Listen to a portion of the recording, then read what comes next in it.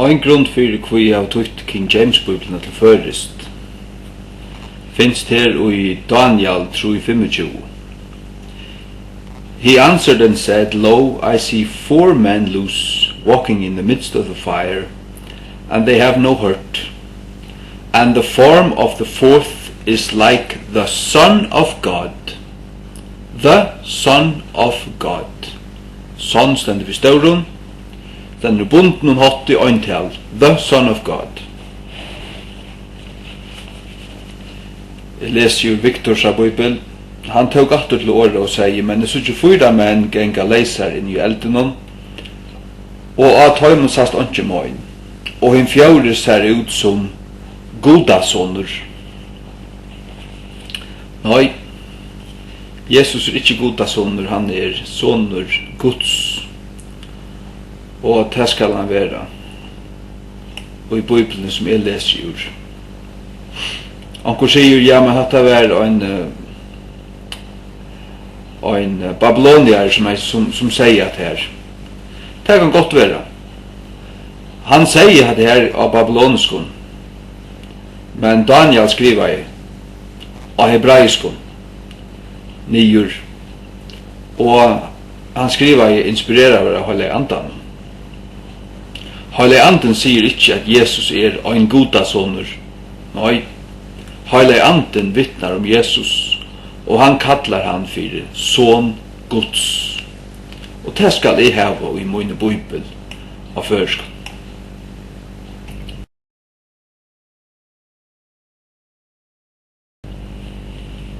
Og en annen grunn fyrir hví av tutt King James Bibelina til førist, hon finst i Ordhøkken Salomons 8:22.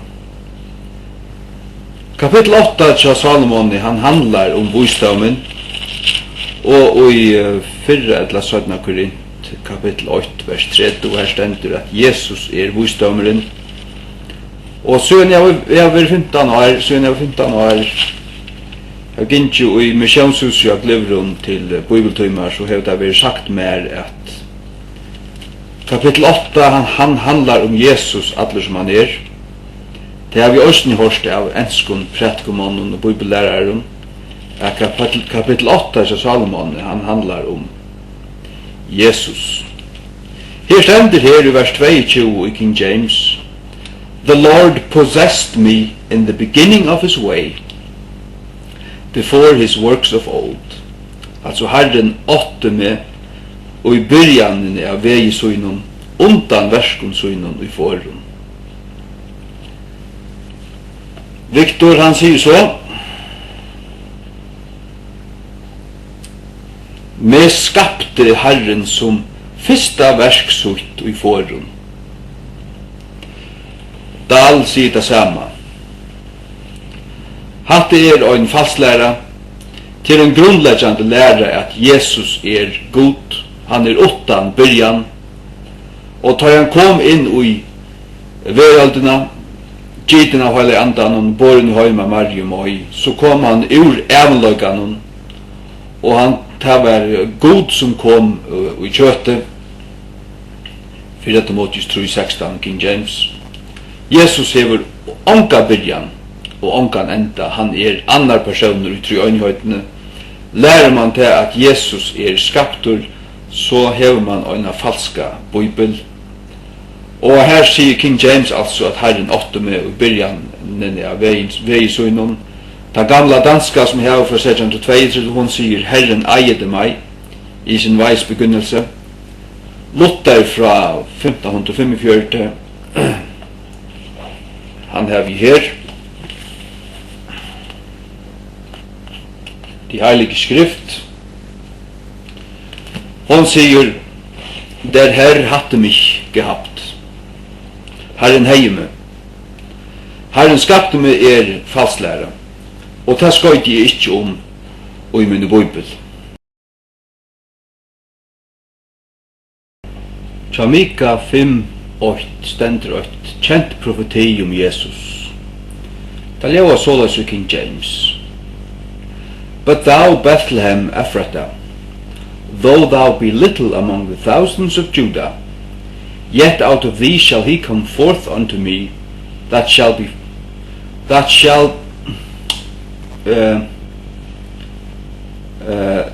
that is to be ruler in Israel, whose goings forth have been from of old, from everlasting. Altså hvers utgång det har vært fra forhånd, fra evigværende.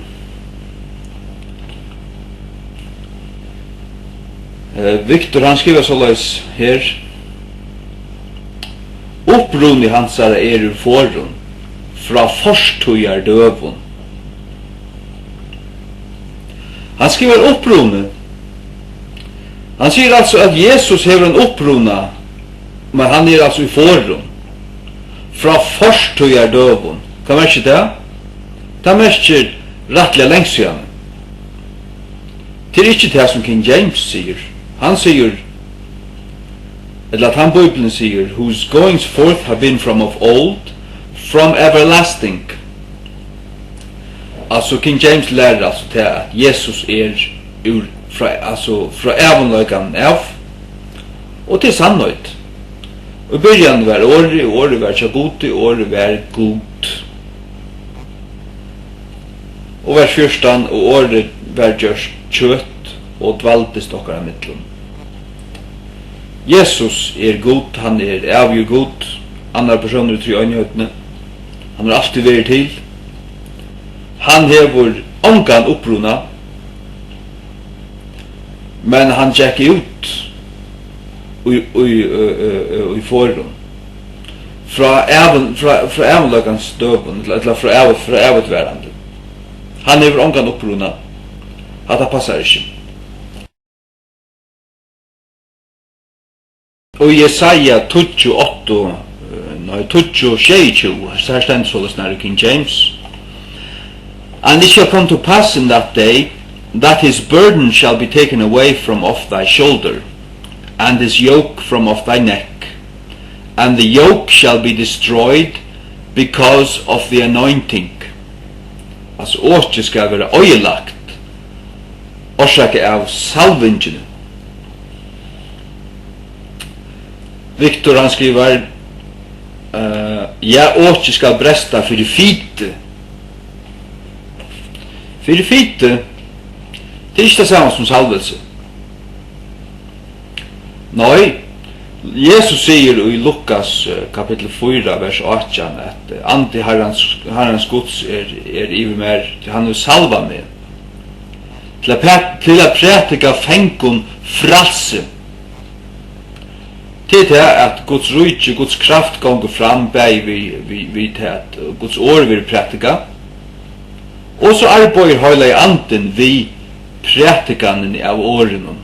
Her som året vil tidsi i møte, her kommer andans kraft, som hans salving, og åtje, sinta åtje, traldøms åtje, ja, enn ta sjuku åtje, kan være bråte vi andans kraft, og vi årsins virke.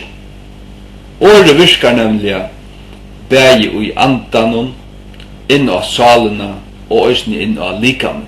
Det sier Hebreabrev 4:12 mer. Guds år måttmykje og kvassar enn ekka tvoja svør, og smøyer i tjøknon, og ta arbeid bægi, ta skilur suntur anda og sval, og lir og merk, ta arbeid på alt troi, og ja, åtje skal være øyelagt årsaka av salvingen, Jesu Kristi salving. Det ikke nekka fite.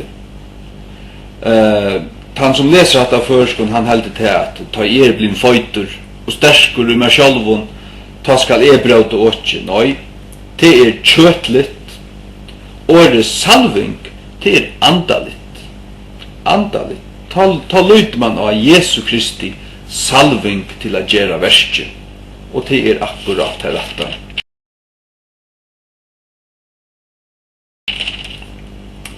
Amen. Jeg trykker vi altså på jomfruføyngina. Jeg trykker vi ikke på mørkjarføyngina. Nei. Og i første kapitlet i Nya Testamentet stendet såleis i King James, kapittel 8, Matteus, vers 23. Behold, a virgin shall be with child. A virgin. Og det gamle danske stender en jomfru. Øyne kvar veit hva en jomfru er for nekka. Viktor han skriver Modgen skal være vid bad. Modgen, hva det er så modg? Jeg slå opp i årabøksene, og her stender ung, avgift, jenta. Det er første definisjonen av hva en modg er, og det kan også mest som en jomfru, men ikke endelig. Det kan også bare være en ung, avgift, jenta. Jeg trykker ikke på modjarføringene, jeg trykker på jomfruføringene. Ikke bare trykker vi på jomfruføringene, men jeg vet at Maria var en jomfru da hun var vid baden av Hellige Andan og åt Jesus. Hun var ikke en ung, avgift jenta. Det samme sier altså Dahl. Men føreska King James, hun sier, altså føreska King James, Nye Testamentet, «Soi ein jomfru skal være vid bad».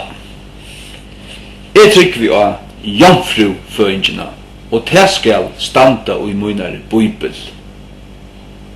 Det skal standa rett, altså. Og i Matteus 8:25 stender såleis i King James, «And knew her not till she had brought forth her firstborn son, and he called his name Jesus». Og i King James stender ordet firstborn, og i det gamle danske fra 1632 stender sin sønn den første fødte. Og i King James, og i Luthersa Bibel stender erste geborene son Øtland, som første son. Men Bøye Tjadal og Viktor stender bare så løs, og han held seg ikke til henne før en hon hei åt sånsøyn. Det er ikke rett. Det skal være fyrstafødda sånsøyn. Og hvor er det så viktig? Jo, tog katolikkene lærer falskt, tar seg til at Maria åtte bæra Jesus. Og det er ikke rett. Og tar læra til enda at hon er evig jomfru. I berøver hun åtte fløyre bøten at hun av Jesus. Jesus var henne fyrstefødde. Og til at året fyrstefødde stendur minner okken av til at hun var jomfru ta hun åtte han. Hun hei ikke åtte andre bøten åren. Og jeg vil også minne at det stendur skriva til Lukas 4:4.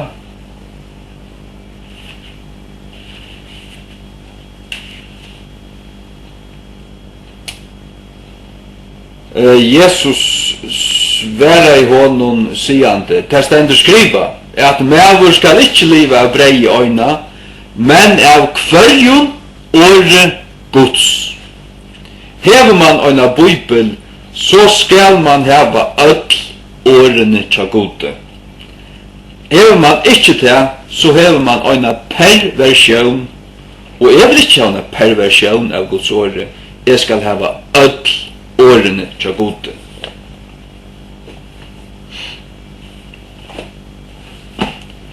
Skal du lese for deg hva Luther sier, Matteus 8:25.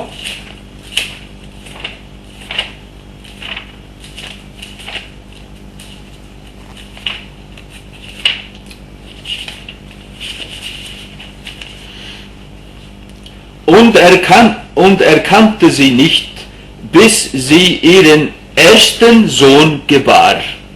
Åren hon sin første son fødte, eller bær. Og den gamla danska.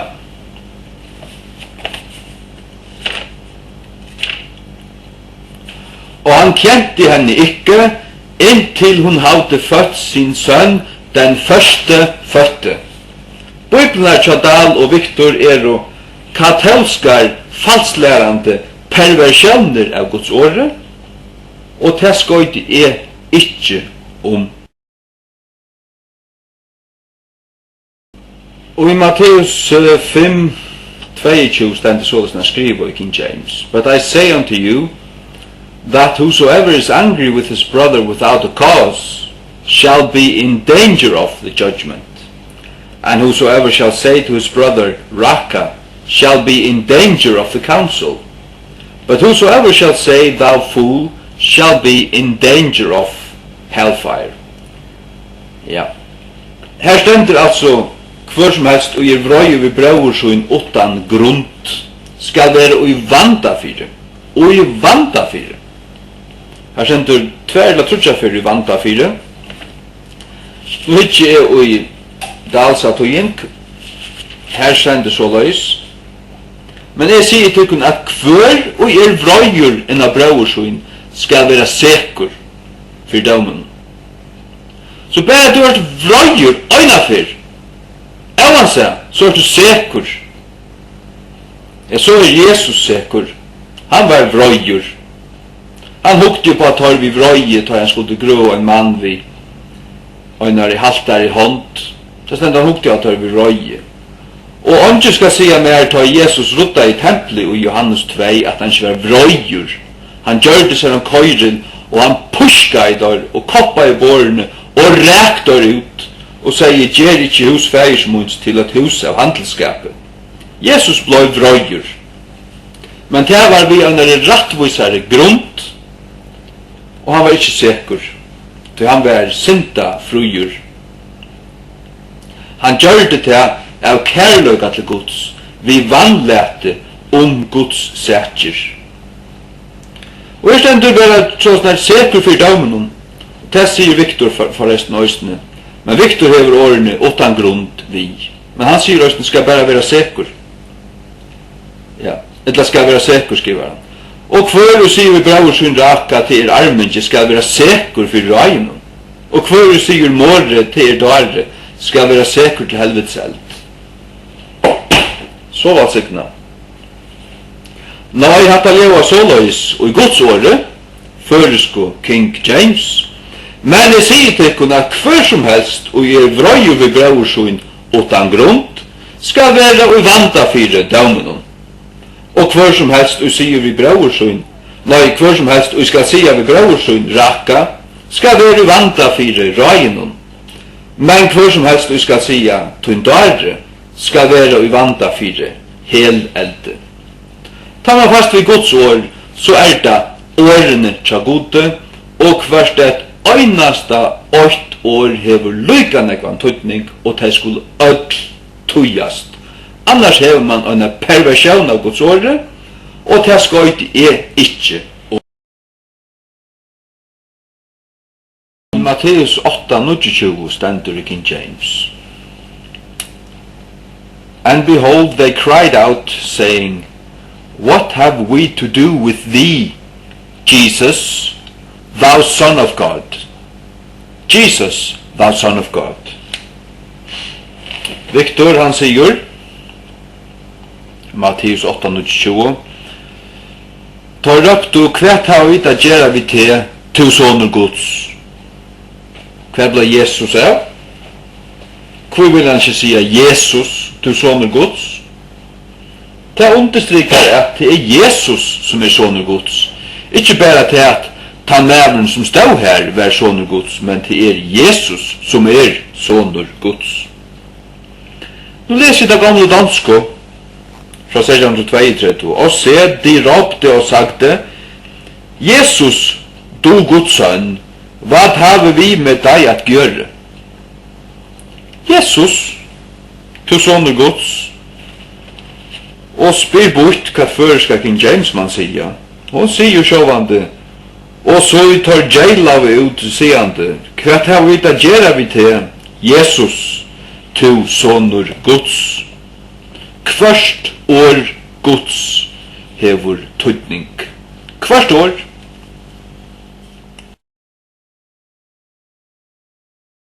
Matteus 9:13. But go ye and learn what that meaneth. I will have mercy and not sacrifice. For I am not come to call the righteous, but sinners to repentance. Syndarar til omvendingar.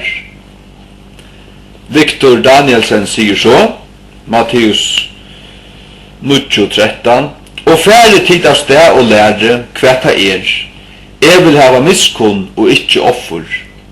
Tu ikke kommet å kalla rattvis, men syndarar. Så, kom Jesus bare kalla syndarar?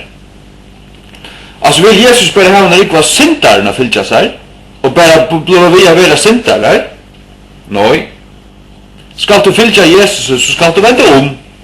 Han kallar syndarar til omvendingar. Og han lett okkur få et vittne av trett. Det finner vi i hese her gamle dansko. Biblia. Hendan fra 1632. Kong Kristians bibel. Matteus 9:13. Og gaver hen og lærer hva det jeg vil miskunnhet og ikke offer.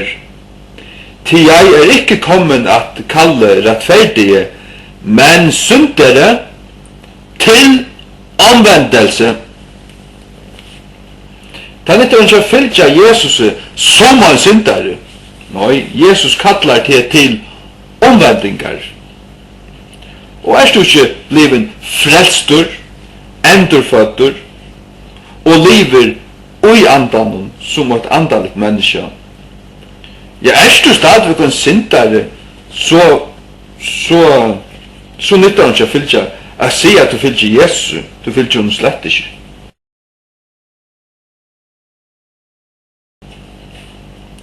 Det gamle bøyblene til å si helvete. Nudjar bøybler til å heldur si Hades, og Gehenna, og Deirujje, og grøvene.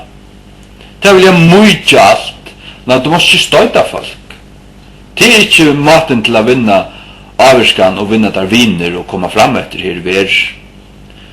Så valsikna. Vi kunne ikke tjene gode og være mannsløgjarar. Nei, vi må tjene gode vi ærlig i hjärsta. Matteus 11:23 sier i King James, And thou, Capernaum, which art exalted unto heaven, shalt be brought down to hell. Sagt du, han sier, heaven, du ert opphøyga til himmels, skalt vera ført nyer til, hva det motsetningen av himmelen, til helvete.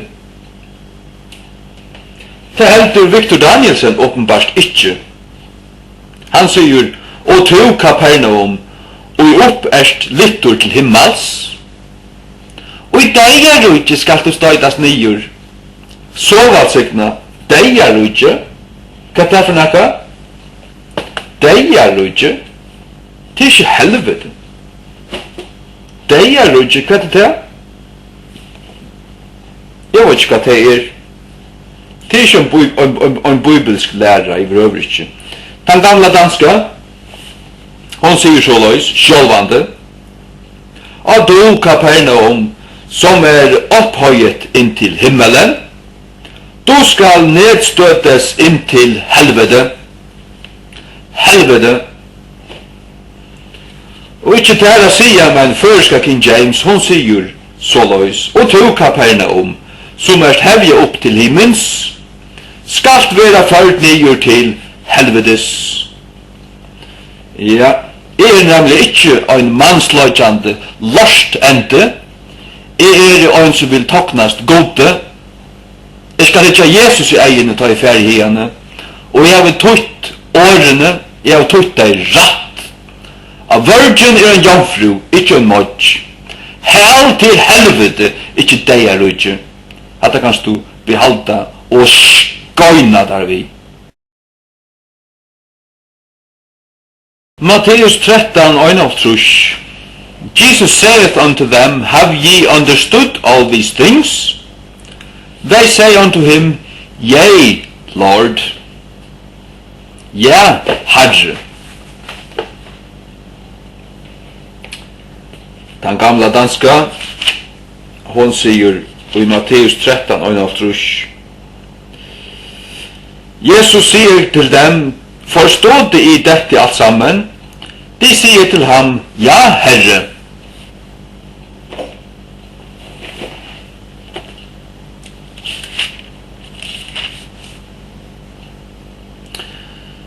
Så leser vi Victor Danielsen. Her stendur, heva tid fæta alt detta, hver blei Jesus sier vi tøyr, han bare blekka ta verk. Ja, åpenbart. Og så stendur vi tøyr sværa av honom, ja. Så var sikna. Tøyr sværa av honom, ikke bare ja. Tøyr sværa av honom, ja, Herre. Og Jesus sier at vi tøyr.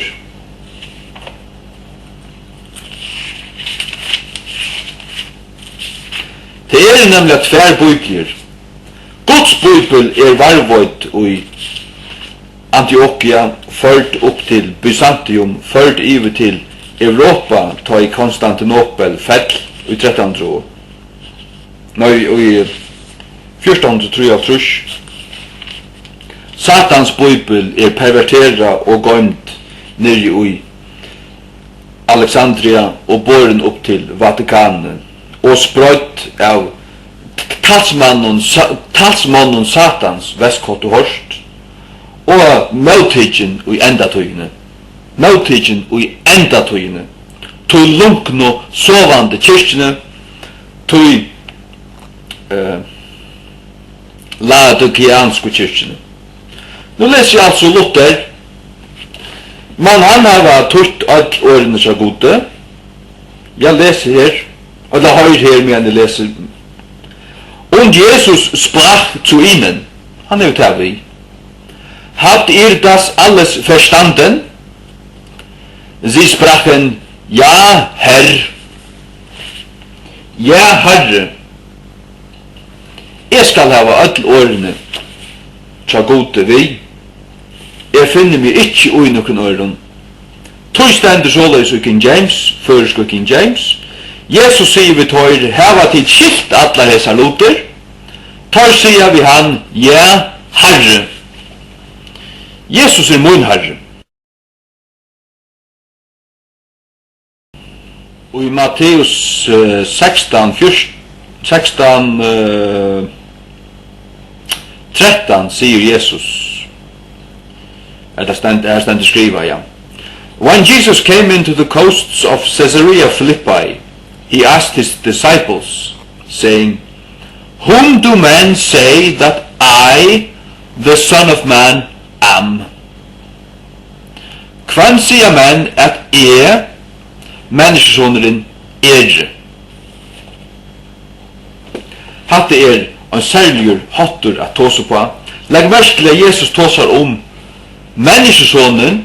Han spyr hva tar sier, hva folk sier menneskesonen vera, men han tåsar menneskesonen og i første personen. Altså, det altså, selv om det spurningur, så sier han seg vera menneskesonen. Det visste tar jo av lærersvånene. Men så Victor stendur, hvan sier folk menneskesonen vera? Her tåsar han menneskesonen og i tredje personen, som om det skulle være noen annar enn han sjálfur. Men King James sier altså, whom do men say that I, the Son of Man, am? Han sier altså her, I am. I, the Son of Man, am. Og til sjåttende spurningur, så sier han til en i spurningen at han menneskesoneren. Og I am mestjer Jehova. Guds navn Så han sier inn i spurningen at han og at han menneskesoneren. I, the Son of Man, am. Han sier ikke who say men that the Son of Man is. Det er en parallell tøying av hvan sier menneskesoneren vera. Men det er ikke det som stender i King James, og hun så negvrattare, og Jesus fullkomligane. Whom do men say that I, the Son of Man, am? Sjalt om at det en spurningur, så sier han seg bare vera og han sier seg vera menneskesåneren. Tog stendur såleis i føreske King James. Hon hever ikkje støy i hvordan vi snakka, hon hever støy i åren non tja gode, såleis som de standa. Ta Jesus kom inn i landslutnar av Caesarea Philippi, spurte han lærersvunnar sunnar, sier han til. Kvann sier menn at menneskesåneren Jeg skal nemlig hava Guds ord. Finner mig ikke under kunøren. Og i Matteus 16, 20 stendur. Then charged he his disciples that they should tell no man that he was Jesus the Christ. That he was Jesus the Christ. Så da Viktor, hva sier han? Ta alle i han lærersvånden søgnen at han måtte omgång sia at han var Kristus. Ikke rett. Nei. Matteus 16, 20. Matteus 16, 20 og i føresko King James. Hon sier så, ta alle i han lærersvånden søgnen at han omgång mannen skulle sia at han var Jesus, hin sjølvaste Kristus. Sjølvaste stendur skravskrift. Ja. Ta stendur nemlig å skriva i 1. Johannesbrev 4:4 at hver ande som jottar at Jesus Kristus kommen ur kjøtnen. Ikke bare Kristus, nei. Det Jesus Kristus. Hver ande som jottar at Jesus Kristus kommen ur kjøtnen fra Gode. 1. Johannesbrev 4:2 Hereby know ye the Spirit of God, every spirit that confesseth that Jesus Christ is come in the flesh is of God. Så det viktigt at her stendur Jesus Kristus, og hatt ikke bare tid ut og leisar luft, nei, det rett og handritene sier Jesus Kristus.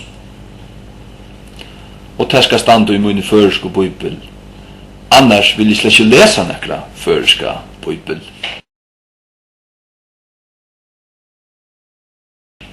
Matteus 19, 16.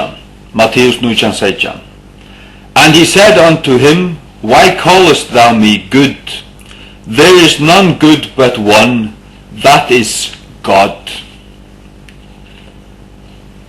Viktor sier, Matteus 19, 16.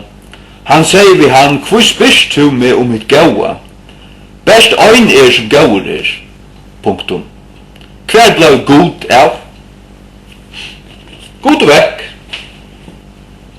Vi leser til gamle dansko Matteus 19, 17. Og han sagte til ham, vi kaller du meg god, ingen god uten en som god. Sørst du? Ta gamle bøypene hadde viring for kvarjon åre. Føreska King James, og han sier vi han, hvor kallar du meg gauan? Det ingen gaur utan øyn, det god. Det vil si at Jesus han sier det indirekta, eller direkta faktisk. Du kallar meg gauan, hva skjer, det bare øyn som gaur, det god. Det vil si at du kallar meg god. Han sier ikke til at han ikke god. Han sier, du kallar meg gauan. Han sier ikke, ikke gaur. Han sier, det bare øyn som gaur, det god. Og du kallar meg gauan. Det vil si at det god. Og det sier han ikke i møte. Hatta måtte du også. Og i King James Bibelene tilbyr det Jesus. Det tilbyr han. Og i Matteus 20:20 stendur, Then came to him the mother of Zebedee's children with her sons, worshipping him, and desiring a certain thing of him. Hon tilber han. Viktor sier i Matteus 20:20, ta kom mauer Zebedeusar sonarna til hansara saman við sonum sínum. Fall niður fyrir honum og bær hann ått. Så til tabu at tilbya Jesus. Kvit her? Kvit holder man til? Jeg tilbya Jesus som god. Lykkan ekki som jeg tilbya god fægir. Akkurat det samme. Tog stendur her i føresku King James, ratt tutt. Jeg takkast du bæra få høyra. Ta komu til hansara mauren at Zebedeusar bøtnun vi sonun søynun, tilbyande han, og troande og et avvust av honom. Ratt ned til minsta punkt.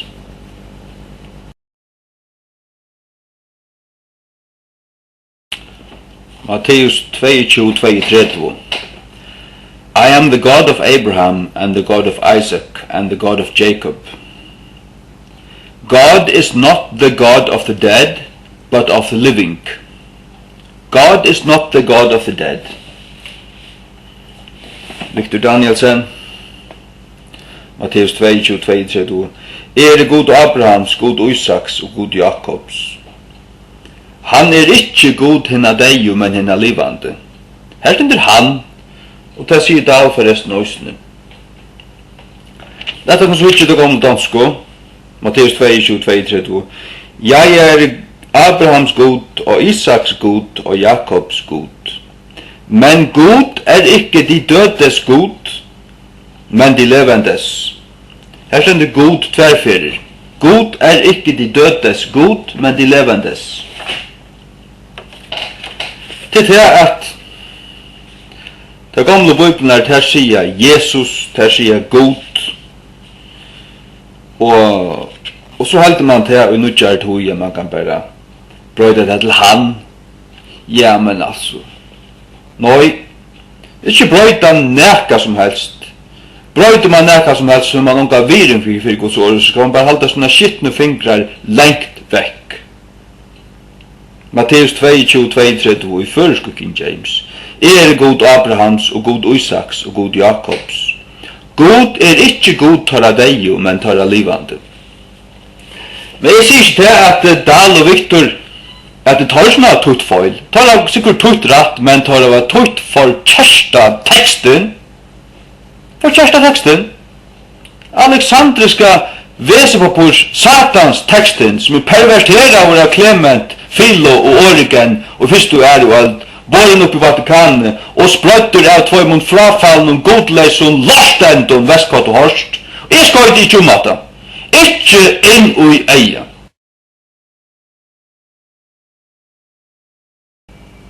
Matteus 3:28.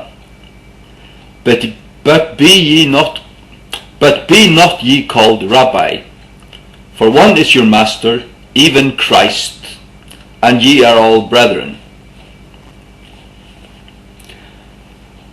Victor, men tid skulle ikke lette at du kan kalla rabbi. Ty øyne mostar tykkara, og tid alle brøver.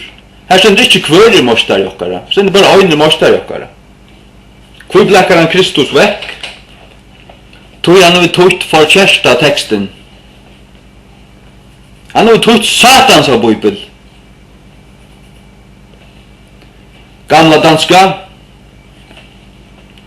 Og jeg skulle ikke kalles rabbi til en eders veileder, Kristus, men jeg alle brødre. Først King James, men vær ikke tid kalla i rabbi, til øyner mostar tykkara, enn ta Kristus, og atler tid brøver. Ja. One is your master, even Christ, and all ye are brethren.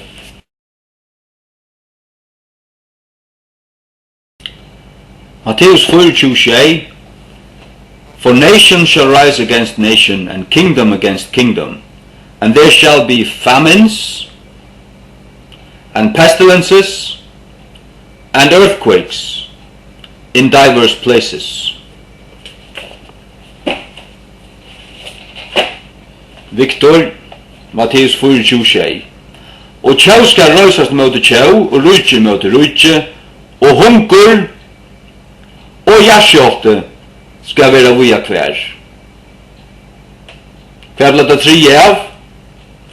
Man ordlindur? Nei, man så bytter man og tøyt for kjærsta teksten. Man har tøyt satans av bøybel, satans av bøybel, satans av bøybel, som har fjerna år og setningar og halvvers her og der, alla veien i kjøkkenen. Og hvis man ikke dår å suttja da, så man blindur, og hvis man ikke vil vikenka da, så man hyklare.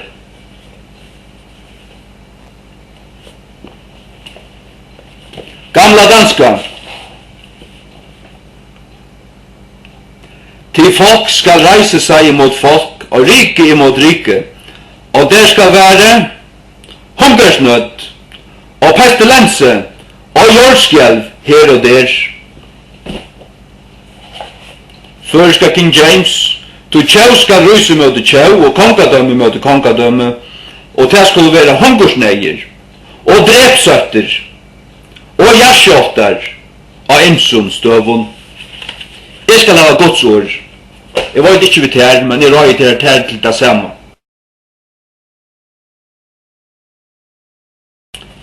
Jeg er glad for at jeg har gjesset dansko til at som et ega vittne. Her stender her i Matteus 24, 45. Who then is a faithful and wise servant, whom his Lord hath made ruler over his household, to give them meat in due season? Her stender altså Lord. Victor sier, hver så hin tryggvi og skilaga ut tænaren, og i husbøndi hansar hefur sett iver husfolksutt. Her stender husbøndi. At djeva tøymen at etu rattar tøy. Husbøndi ikke det samme som herre. Og bare for jeg prekta det til at øyra være herre og ikke husbøndi, så har vi her i så gamle dansko. Det så var sikna av gamle dansko. Vi gåteskun bakstavun. Her stendur, hvor vel den trå og snilte tjener som hans herre haver satt over sitt tyende at give dem mat i tide. Førska King James, hver ta ein tryggvor og vusur tænare, hver herre hansare hever gjørst stjøtnare iver hushalde søgnun, at djeva tømmen mat og rattare tøy. Lett å komme så hyggje etter dal. Kan det være nekka freier man har titt for kjarta teksten? Hver så hun tryggvi og hyggen huskalleren som husbønden? Atter her, husbønden.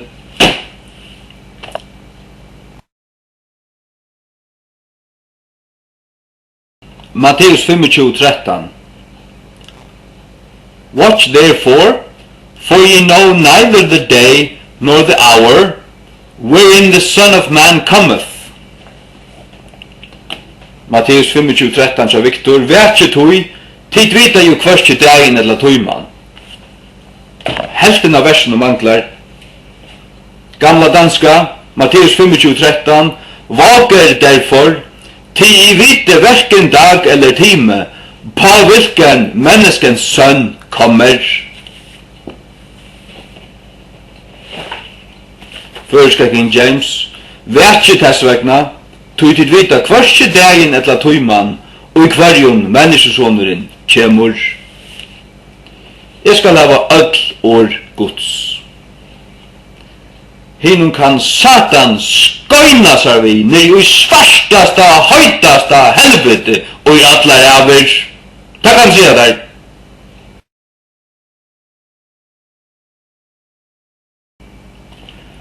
Matteus 25:31. When the Son of Man shall come in his glory, and all his holy angels with him. Holy angels. Han kommer vi høylaven ønglun, ikke vi fallnun ønglun. Viktor, men ta i menneskesondren kjemur i duldsøyne, og atler ønglaner kommer vi honom. Ta kom ikke atler ønglaner vi honom, ta kom at tar heima ønglaner vi honom. Og legger du ikke ut til så skal du vende om til klottet.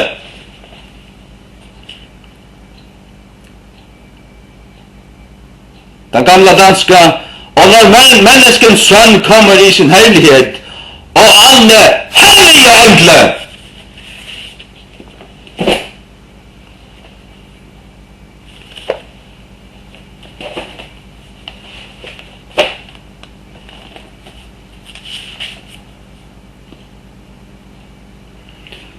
Dan hever som og skrefen av sinne bøybel. Men da menneskesonen kommer i duldsøyne, og alle anklene vi honom, til helvetes i lortenen. Matteus 26:28. For this is my blood of the New Testament. This is my blood of the New Testament. Hva testamentet? Det ett viljabrev till det som man skriver kvart bötnen skulle arva armandor och som trackar i kraft han är deir. Testament det det rätt ord jag brukar här. Jag har det gamla danska till vittna det samma. Matteus 26:28. Till detta är mitt blod, det nya testamentes. Det vittnar om det att det var något som trackar i kraft till Jesus döje. Matteus 26:28 till Luther. Das ist mein Blut des neuen Testamentes. Det är nya testamentet vars Herre Jesus Kristus. Och jag tror som jag sitter vid. Viktor, Matteus 26:28. Du heter blå mot sattmala blåe. Det är det behöver inte. Det var kvart sattmala blåe, och hade inte nya testamentet vars Herre Jesus Kristus. Det behöver inte.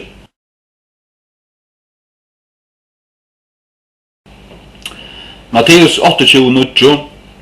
And as they went to tell his disciples, behold, Jesus met them, saying, All hail. And they came and held him by the feet and worshipped him. Matteus 28:9, Viktor. Men ta kom Jesus i møtet heimen og sier, Høylar. Ta kom ut her og tåg føtter hans her og tilbøv han. Her sier han godt nok at her tilbøv han, men alt det her manglar, alt det første, and as they went to tell his disciples, det manglar alt. Den gamla danska. Og de gikk hastelig ut av, men der de gikk at bebodde hans disciple det, se, da møtte Jesus dem. Han hevde det sjåvande vi. Førska King James. Og som tar før ut av sida lærersvonen hans herfra, så Jesus møtte tøymon, sigande, høylar og sælar allar, og til kom og hyllte honom om føtterna, og tilbøv han. Stende sjåvande vi.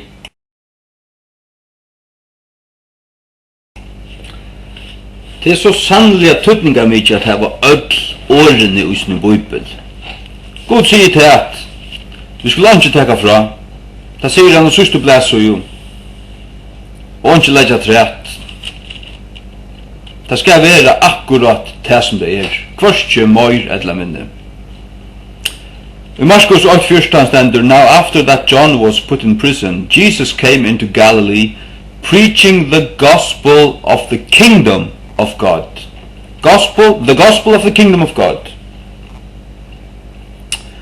Viktor, kom Jesus, altså etter at Johannes var sette fastur, kom Jesus til Galilea og prætikaði evangelium Guds.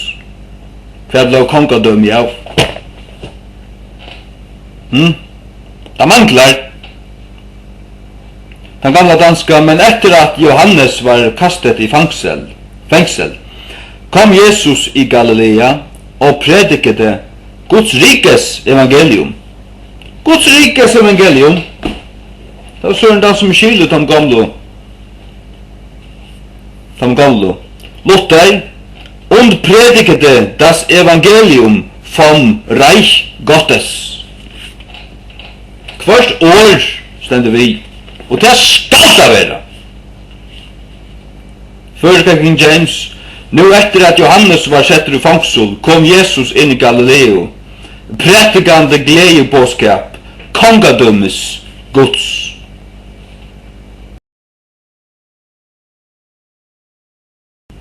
Markus 2:15. And it came to pass that as Jesus sat at meat in his house. Jesus, Markus 2:15 tja Viktor, tog han så gjerne sett til bors heima til honom. Han skriver ikke Jesus, han skriver bare han. Dal, Markus 2:15. Og det hendte tog han sett til bors heima til honom. Hvor kan man ikke skrive Jesus skal feile? Først King James, og det bare også at som Jesus sett til mætar i huset hans her. Pura rett. Markus 2:16b. I came not to call the righteous, but sinners to repentance. Viktor, Markus 2:16b. Ikke kommet å kalla rattvus, men syndarar. Så, ikke til omvendigar. Det forklarer skilje til baptisten. Ja. Markus 2:16. Jeg ikke kommet at kalle rettferdige, men syndere til omvendelse.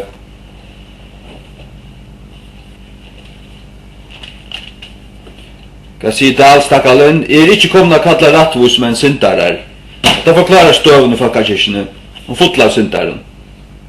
Au omvendun, syndarun, au frelstun, vaffluetande, sjatt av 12,5% Matteus slurskande, au frelstun, høytningun, syndarun, så fætter høytunum i helvete, au ansaka presteren, dittadommen inn.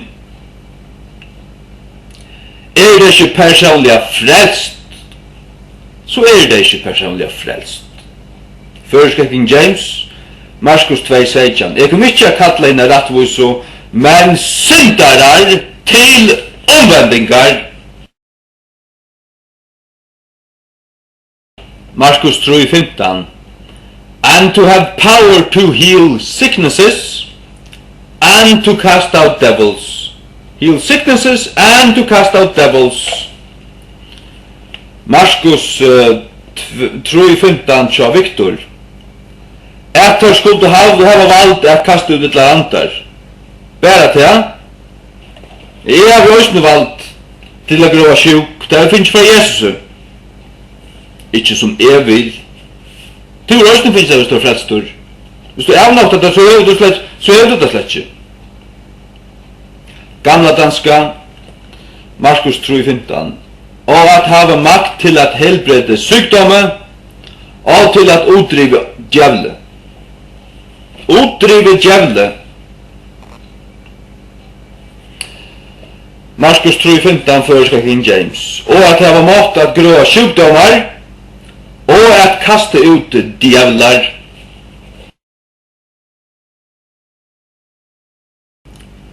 Markus 4:11. And he said unto them, unto you it is given to know the mystery of the kingdom of God.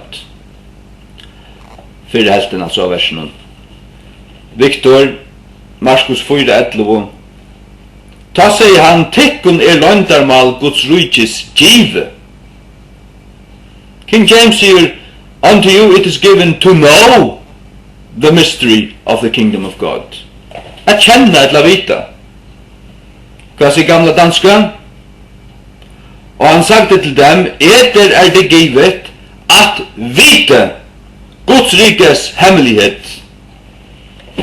Det skal være hvert år tøyt i bøytene, og du skal tøya textus receptus. Det do jeg ikke, men jeg do at tøya King James 100%. Og det bedre enn hva tredje og knokkrøtter, prester, lortendar, nærkere hadde kunne funnet på gjørst.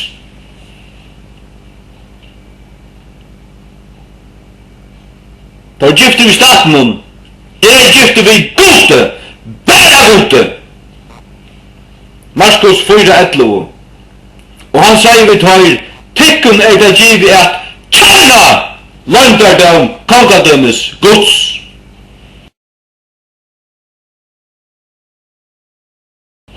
Nu är det färna godjator. Ja, jag tror godja. Jag tror sören dans som jag godja. Och det är så sannolikt näka godja ivor. Det är sannolikt näka vara sväkor ivor. Ta det. Markus 6:11. And whosoever shall not receive you or hear you when ye depart thence, shake off the dust under your feet for a testimony against them. Så kommer det. Verily I say unto you, it shall be more tolerable for Sodom and Gomorrah in the day of judgment than for that city. Her et halvt vers som manglar, og i bagon tykkara Biblion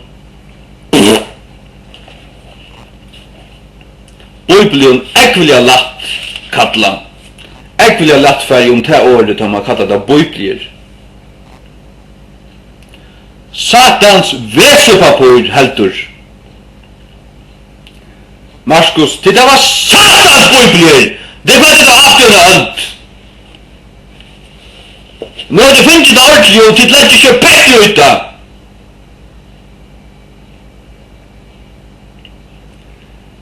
Markus 6:11.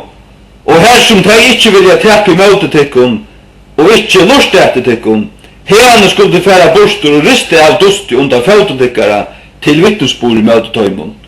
Alt dette manglar. It shall be more tolerable for Sodom and Gomorrah in that day of judgment than for that city. No, in the day of judgment. Hva sier det gamla danska? Hon sier, sannelig sier jeg at det skal gå Sodoma og Gomorra liteligere på dommens dag enn den stad, altså at den 17. heften, og det stendte sjåvande vi. Føreska King James, fyrir fyrstu fer en Guds år kom ut av føreskon, og det da finnes det i postkassan. Det da finnes det i postkassan, avkjøpes. Og hver som helst og ikke skal takke møte tikkun, eller høyra tikkun, ta i det færa stærhegane, riste dusti av undan føtum tikkara, fyrir vittnesbord i møte tøymun. Sannelig sier tikkun, det skal være møyri uthaldeligt tja Sodom og Gomorra av dømsteginen enn tja tøystegi.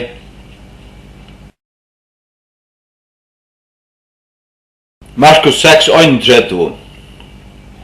Nei, 6:30.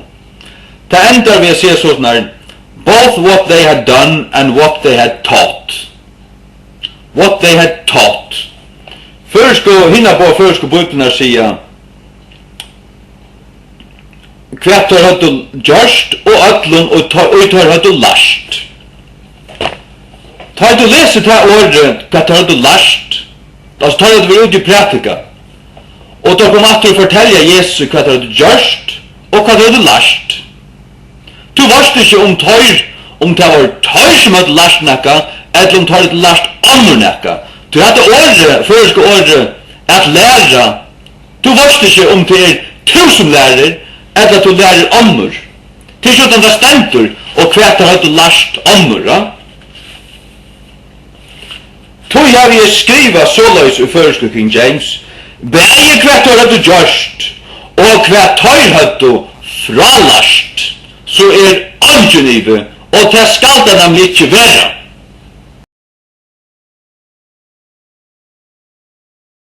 Nekva av årene som stand i skraskrift i King James, de oppbakning fyrir i Textus Receptus. Men hvis oppbakningen ikke totaler, han kanskje bare i helten av tar man 5300 handritten som underliggande for Textus Receptus, så har vi da sett de årene i skraskrift, men det oppbakning for dem. Det ingen grunn til å fjerne deg, til at så ræren jeg handrit har akkurat de årene, tog jeg det kors deg inn, men kanskje skriva det ved skraskrift. Og slukt i Markus 8:14. Now the disciples had forgotten to take bread. Her stender the disciples ved skraskrift. Men jeg lyser i en bok til Gail Ripplinger, In Awe of Thy Word. Her tok hun fullt av dømen i Nye Testamentet, og sier til at det var oppbakt av det funnest grisk handrit vid tøymen årene nå, men ikke ødela de hadde det.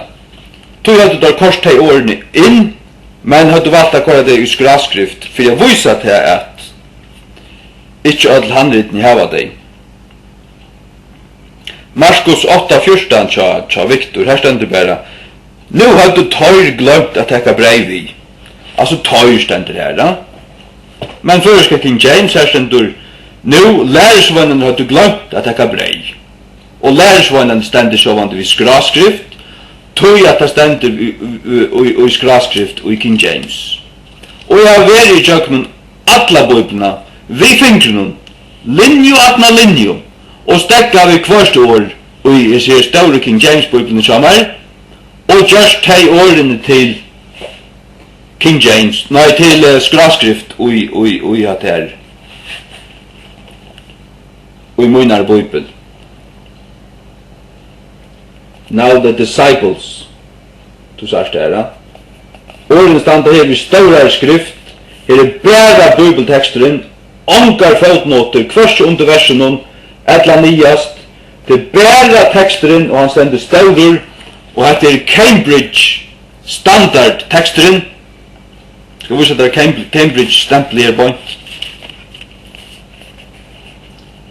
At det Cambridge stempelet, og hette ikke en bibel, hette Biblian. Hette Biblian. Kan autorisera Biblian av verdensmalen fra 1611 inntil Jesus kommer atter, og faktisk tjokken alt tusenarrykje. Hette Guds ord. Vi do ikke hebraisk og grikst, vi doa engst. Det er til oisningan. Jeg visste ikke doa engst, du bare vil doven. Markus 9:24. And straightway the father of the child cried out and said with tears, Lord, I believe, help thou mine unbelief. Markus 9:24 tja Victor. Og vi da sama røpte feir barnsins, trykve, hjelp vantrykk møyne. Hver ble herre av? Her var flere andre år som var vekk, men hver ble herre av? Han kallar han herre. Den gamla danska. Og straks råpte barnets fader gredende og sagte, jeg tror, herre, hjelp min vantro. Først King James, og bøyna vei råpa i feir barnsins ut, og sier vi tarron, herre, trykve, hjelp til vantrik møyne. Jeg skal ha en bibel ved allen åren Guds. Markus 9:42. And whosoever shall offend one of these little ones that believe in me. Det er så bare årene in me som tar fjerna. Begge Victor og Dahl. Jeg tar det tutt for kjærsta teksten, hvordan ofte skal jeg si det? Men han og i veri øynene har som små og som tryggva til å astøyt. Det er ikke nok at du trust. Du skal tryggva Jesus. Det er ikke verst at du trust, hvis du ikke trust av Jesus. Den gamla danska, og vå som forelker en av de små som tror på meg. På meg.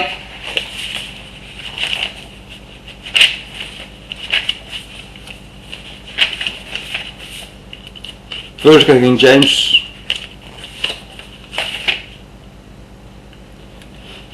Og hver som helst, du skal gjøre øynene av som smavus som tryggva av meg, mein boa. Av meg.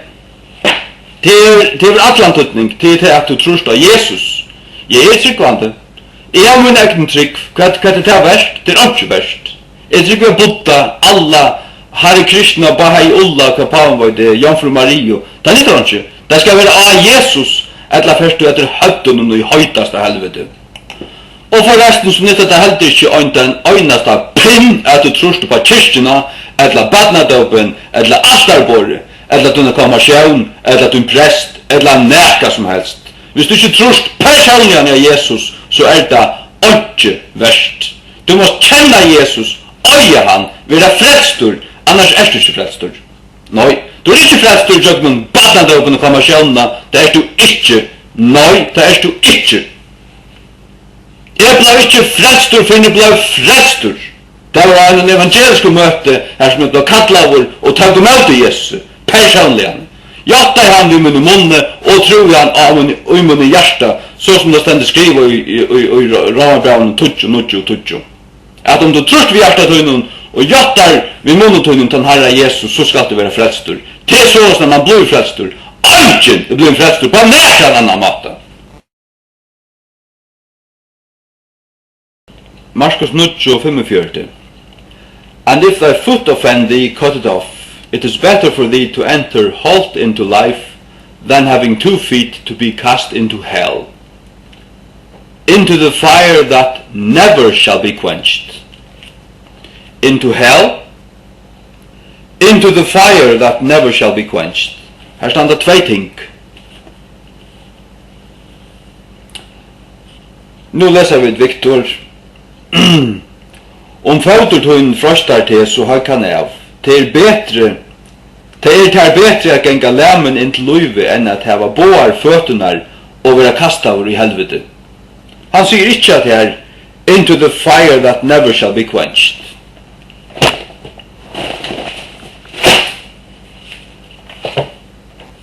Gamla danska.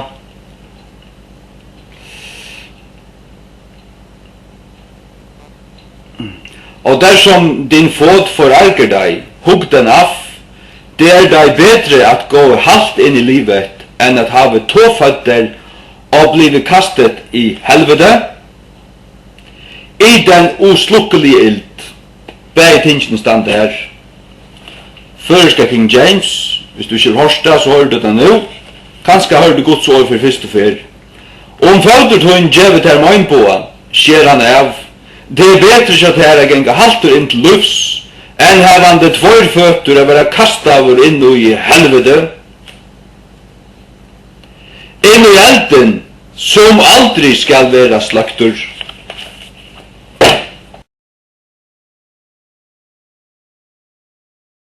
Markus 21.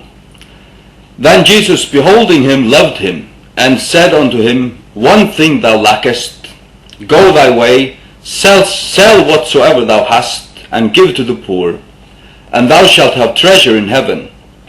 And come, take up the cross, and follow me. Take up the cross, stendur her.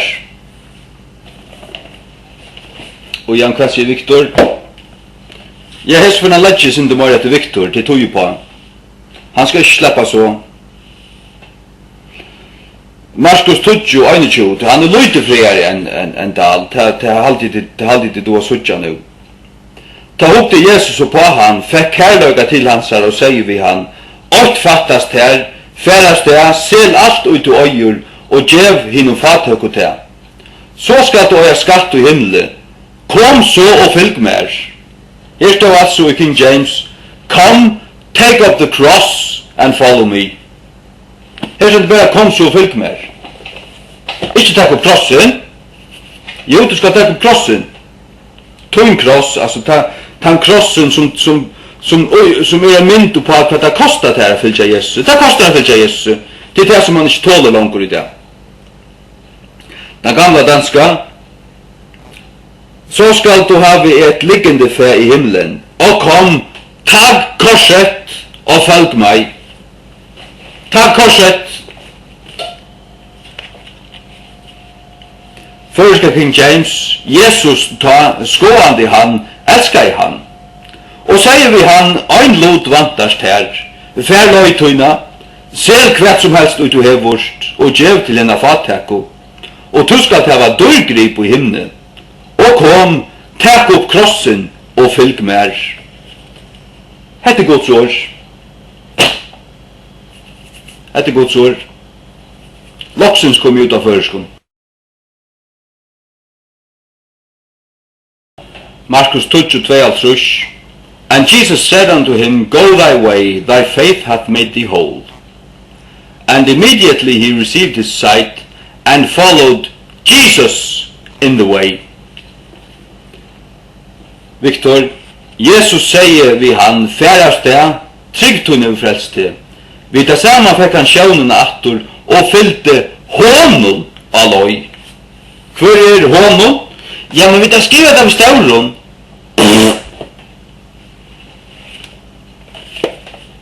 For du skriver det av stauren, det kan være Buddha. Men der skriver man Jesus. Jesus skal da standa Jesus. Ta gamla danska sier også Jesus.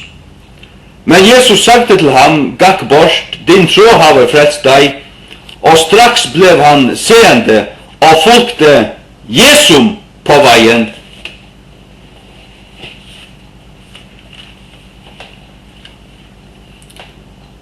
Først King James, og Jesus sier vi han, fær løytøyna, trygg tøyna gjørst i høyland, og i stundene møttøk han sjøvnsøyna, og fylte Jesus av veien. Av veien, ikke av løy. Han fylte Jesus av veien, in the way. Det som det gamle danska sier, og fulgte Jesum på veien. Hva det så heveren? Jo, til det som det å være en tryggvande, til å ganga veien, til å live i ljøsen og fylte Jesus. Markus 11:20. Blessed be the kingdom of our father David, that cometh in the name of the Lord. Hosanna in the highest. Markus 11:20 tjøsten her, Viktor Kalnon, her stendur, signa vi rujtje Davids, fægersokkara, som kjemur. Hos i andre i hattene. Skrappa.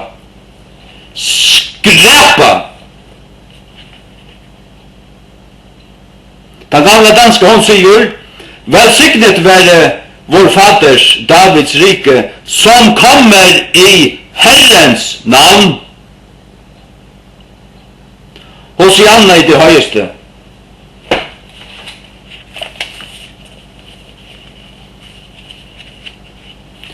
Ikke kom og sier mer, du er tryggvande, du styrker av bøyblene. Markus 11:20. Vad signa vi kongadöme fægers okkara Davids, som kemur i navnet Herrans. Hosianna i det haksta.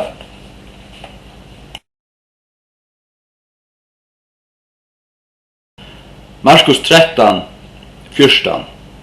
But when ye shall see the abomination of desolation, spoken of by Daniel the prophet, standing where it ought not, let him that readeth understand.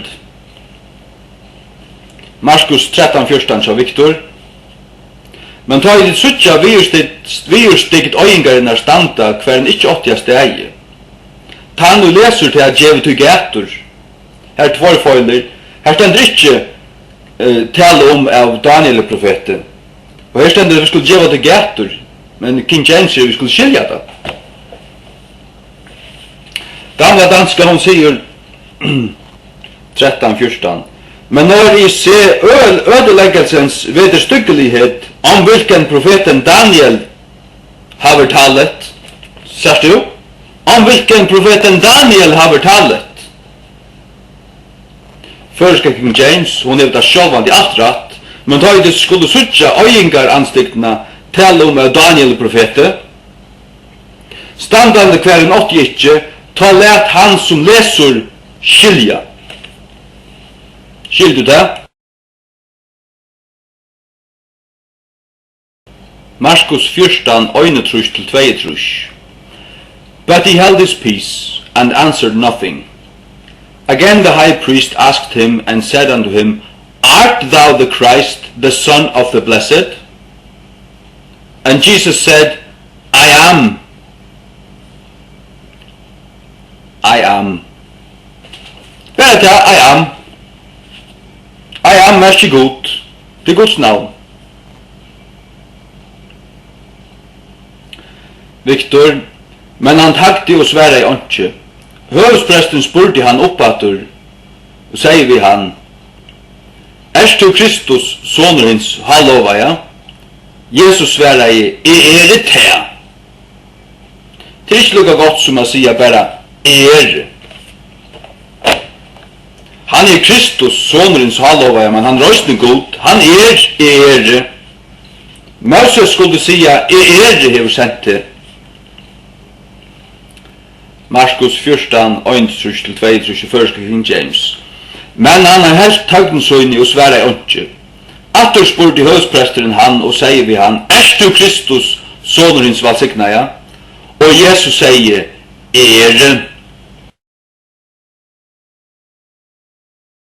Markus 15, 3. And the chief priests accused him of many things, but he answered nothing. Viktor, og høvespresterne kleva han fyrir mengt, punktum. Førska King James, og høvespresterne avkardu han fyrir mengt, men han sværa i åndsje. År for år.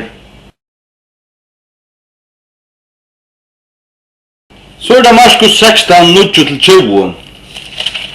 Og her må jeg søpla dalsa Bibelen ned til helvetes. Til helvetes. Det er det femmans Bibel. Det var det dumdrandi sterskur møtes ned. Det er det femmans Bibel som de prestar brukar i fyrja landet.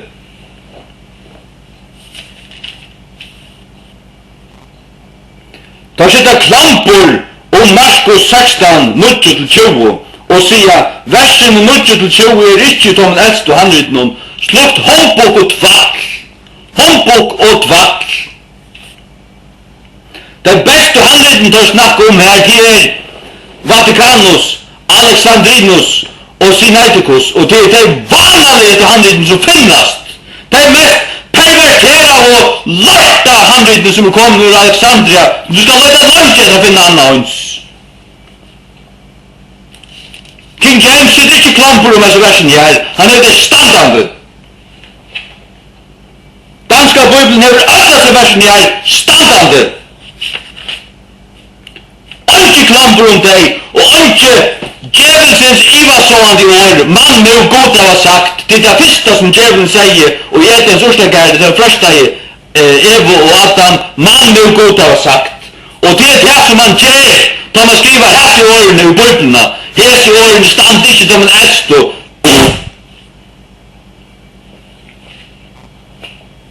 Og akkurat rett. Det er 688 vers og i Markus evangelium. Hvis du fjernar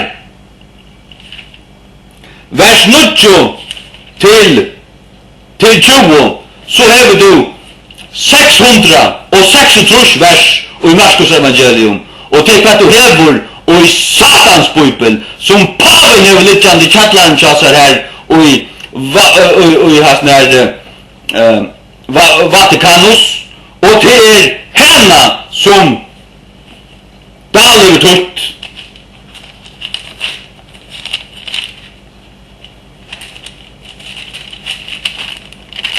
Kalla det for i Bibelen, ja. At det femmans Bibel.